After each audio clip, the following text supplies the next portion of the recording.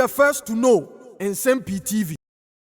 Now, Ope one Achilles heel in the free senior high school policy. Na eye kwanya nipa bia na eye juma in a various second cycle institutions.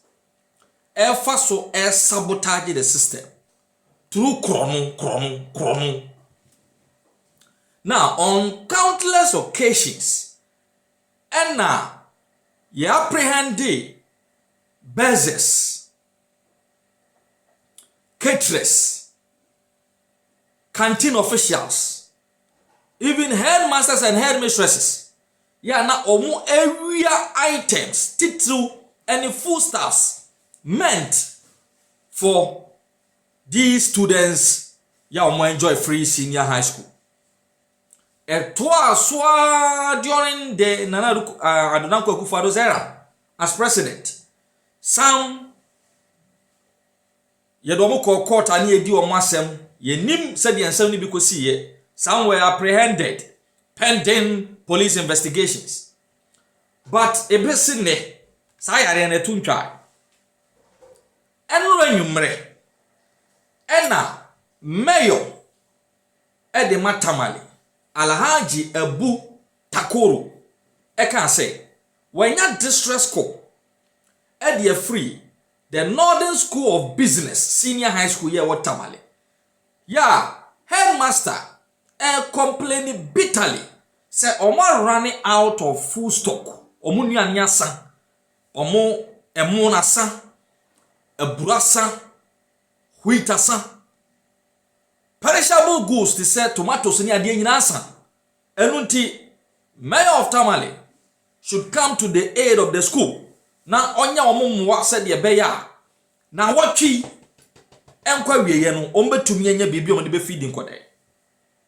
Now the mayor of Tamale chirema na abeye an albatross hanging around his neck. Ohwe kwan yo betumi afaso na wa salvage the situation. Looking at mofra to do a school muho, you're more dependent on these food items as their only source of feeding.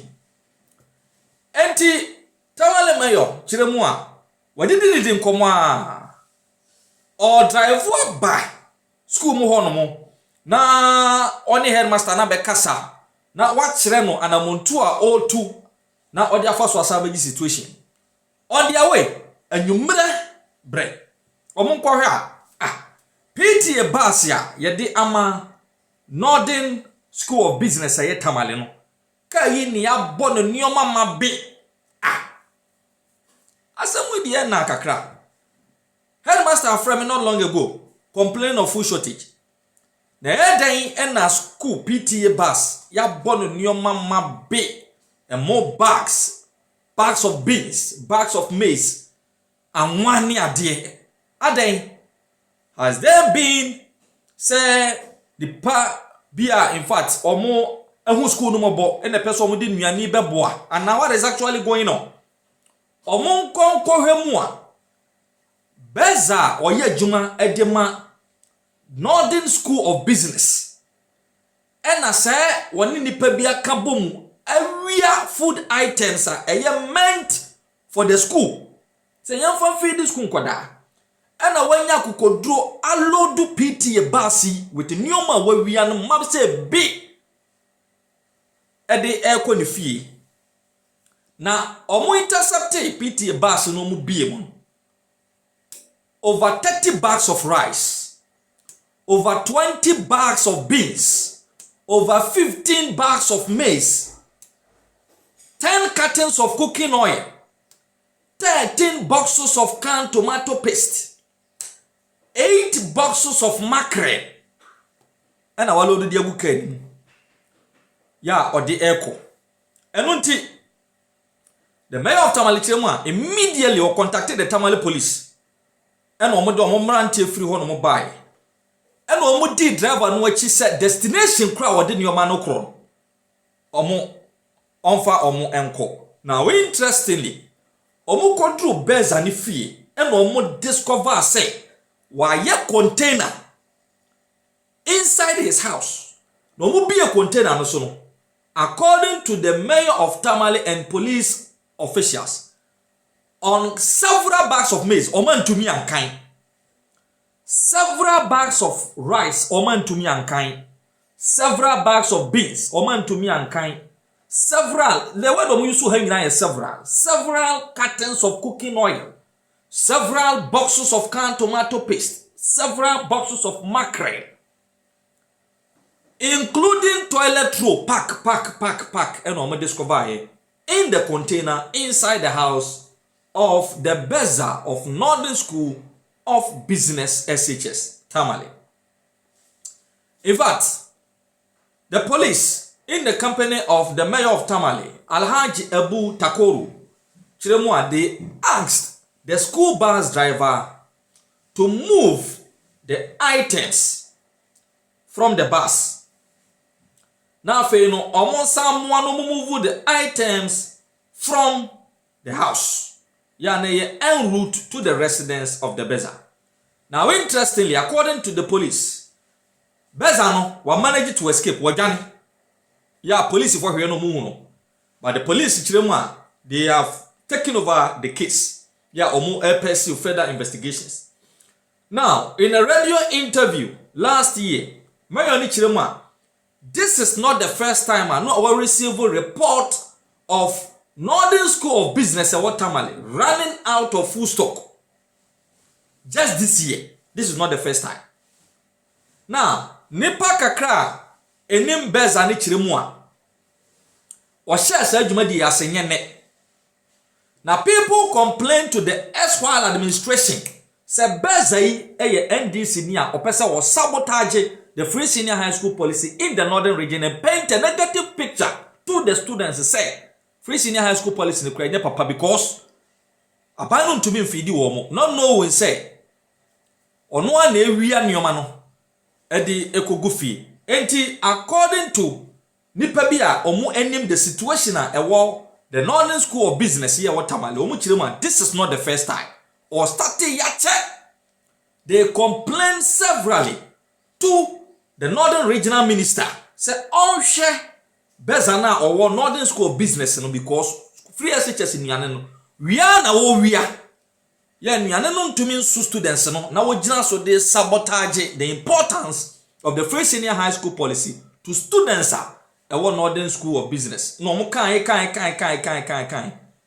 obi amfi ya wode atoa so de awura afi mu a mayor no ankasa enura nwumre Alhaji Abu Takoru akwache no ache se walodu nyoma gu PTA bus mu ya wode eko container obobode ahye fie ho ena owia nyoma ne de ekogu. So I have a 30 seconds video thanks to Yura Mumuni Yunus.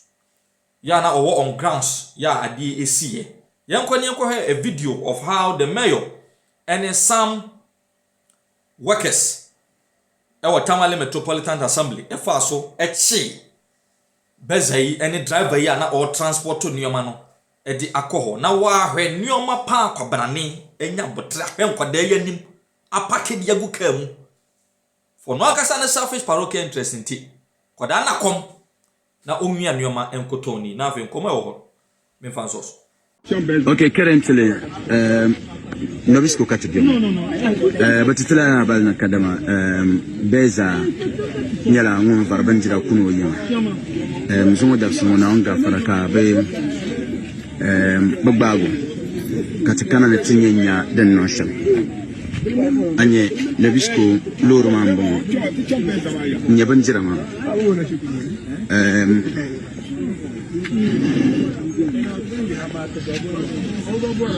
Nyabanjirama. Currently this session Novisco young Katipima, Nangafra, Novisco Shukurmani, findings against Mameno. It's your catch them say the fact say what for say why investigation you know and just say no quarry. And it's not Ghana constitution they can say you are not guilty until say you are proven guilty by a court of competent jurisdiction. And two will be one somewhere. Fako court. But OSP, that be a Jrabontain, a beguni pang officer, in general 2 over 2 hours. kenkan nyina describe Kanofurata say or ye the chief planner of the questionable deals. Any patron and one nyina no. To what end? To what end? Esa court na akọ ehon ye disazem we enye media mu. So we will continue to encourage and admonish the OSP any age ni say omo ye investigation we are omo nko court. They shouldn't come to the media because media no nye courtroom. Microphones no sisi wo no enye courtroom. They should go to the courtroom. Eho any ewetimi edi asem no. They shouldn't run to the public. Now omo merani accused persons no down. Moya sa pa na mo si atembuo adwuma no ase. Kanofurata wadi ni sika ono an di ye me wa mambi. If I am pastor says be edi ni sika ono an asem. If I am pastor gift to wari edi ni sika nasem. And na ya bo chairman untumi ko adui se ono an ekọ na no okodu court be 7. Yes, yeah, for some 8 no ni court dem mu na issue bench warrant say enkoche no. Chairman untumi na ekọ ne ko. Obi abeko ne de. We are talking about fairness. We are talking about fairness. So when tiati obi fundamental human rights so because and the two may be wo unsem. 2029 na OSP will term of office abewie. And it also term of office bewie. Now you are called upon to come and answer for your stewardship. Budget allocation say the man what you use the money for. Now you are asked to account for travels our economy are there. Now you treat you say, I don't think you'll be happy with it. Where were you we are Fako court. Now court my judgment. That is what the law says. And you know it. As a lawyer with many years of practice, you know it. Only age many years of practice. Much at the much law. Why are you doing this? Adentina mo yes ade we edi good atemu adwuma no fi. Is it that do you have the motive say mo yes to tie the hands of the judges so that in the court of public opinion no mabuni panel for that and the judge ni bua asem no call the other way next the judge will have a very saying the public coming after him or her. Yes Remo, you can do better, so we are expecting you to do better and do the right thing. Quickly no opani bi yesef no ora Asante Boateng oye MP ewa Asante Achim South in the Ashanti region. Na mehu ni video bi a one menua Kwesi Nsia ewo Adum TV eyeye na anopemebo video natural mehu video no me se from here se ora Asante Boateng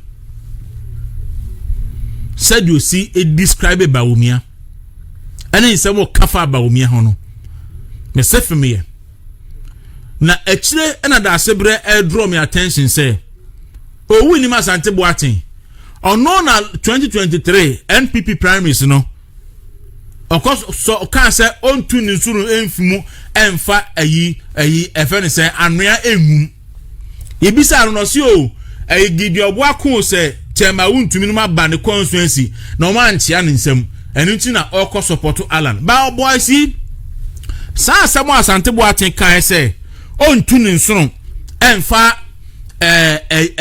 ezisa certain ho se den ensimu no echepefe say oye tribal bigot sa papa no tribalism che say oda no so dai say Bawumia ekramuni nti Bawumia na ebedi part nanimu a na ne bofono no.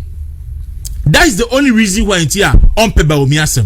Because I don't see why anybody in his right senses will say Obia, well the party name, the number 2 gentleman of the party for 16 good years. Because party constitution can say so bet me a contest any position in the party as a member of good standing 2 years. So bet me Jina as president and so a member of good standing 4 years. And to Asante Boateng Obia waba be ye leader of your party, why leader of national council, why leader our neck. Now I serve as running mate for 4 terms. For 8 years in opposition, 8 years in government, and you still describe such person as an outsider and as a stranger. No, you have a big problem. You have a very big problem.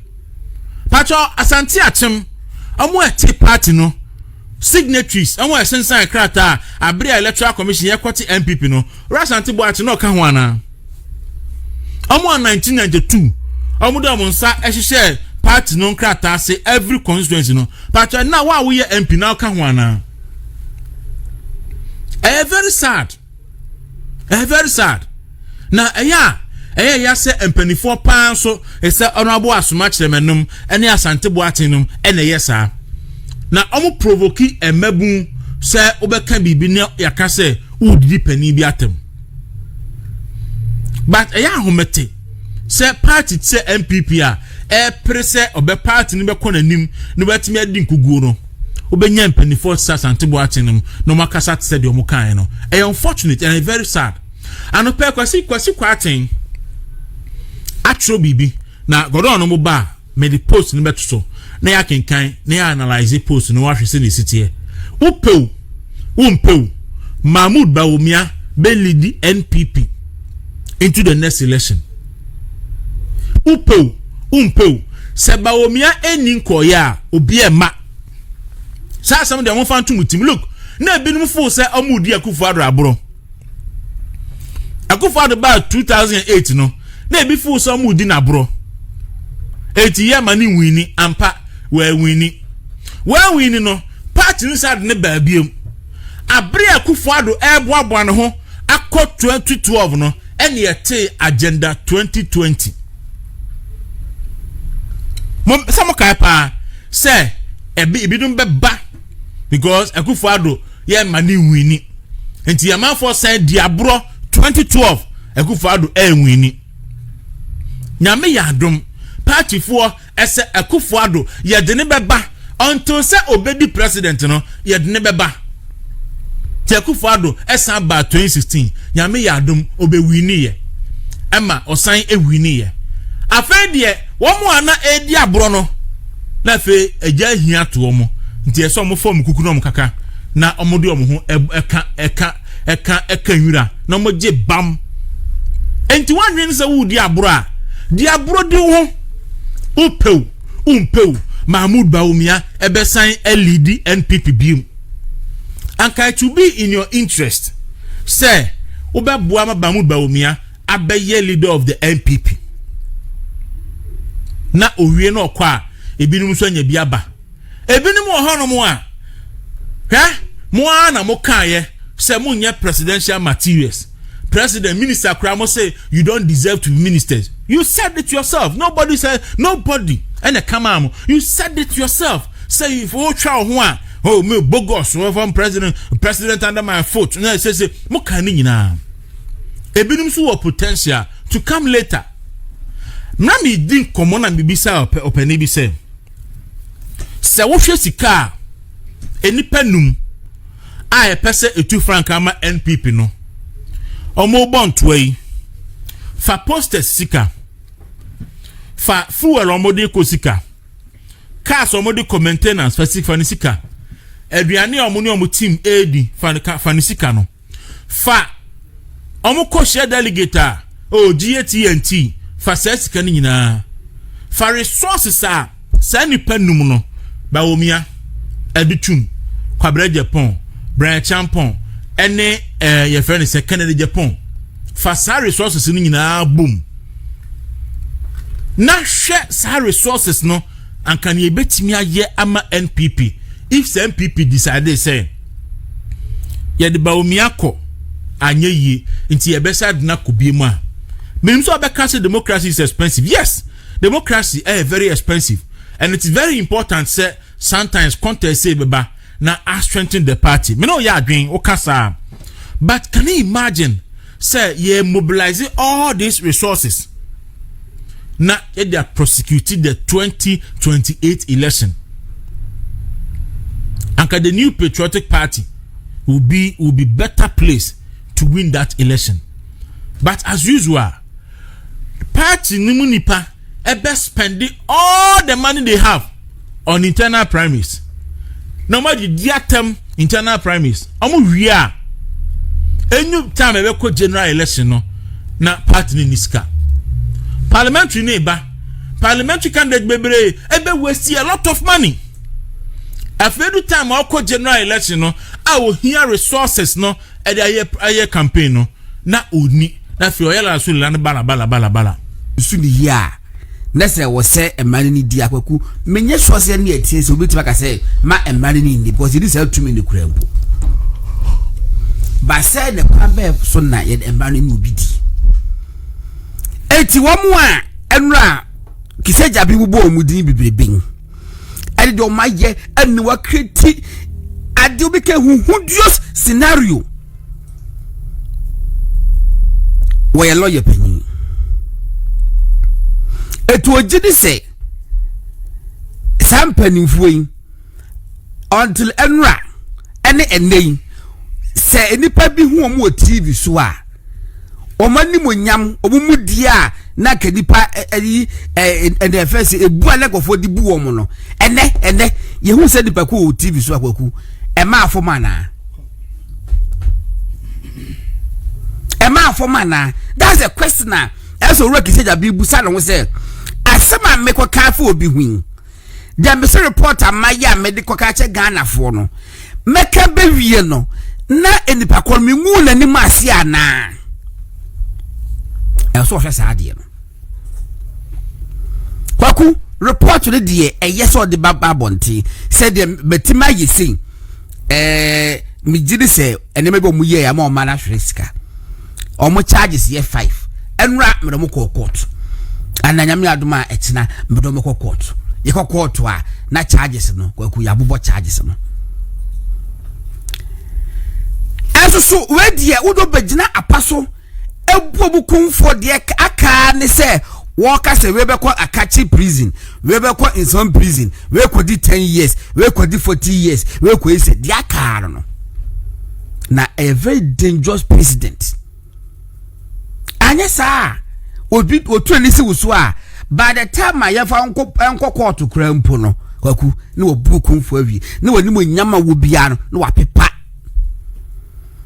amachi mi hwe bibi enipa bi so munimu de atomo atomo ni esi KPMG for so na some omo da ye Deloitte for onkai in the National Cathedral report. Cathedral, yes. Nti omo condemn Deloitte for say afi omo audit ne kura nya papa nti omo commission omo report omo auditor they are cooking their own figures. Da be say no so anya ye to wo say omo ye da be say omo ye forensic audit about the National Cathedral with the intention say omba be can say National Cathedral na boka about $97 million. Enti Deloitte for the no mo ye say sikadie bia nkoso National Cathedral na ho no be can say afi Deloitte ni kura nye papa. How can you say that? And say one na kwesa forensic audit. I won't say auditor general na ye. Oh goodness. And something they are cooking their own figures to smell the National Cathedral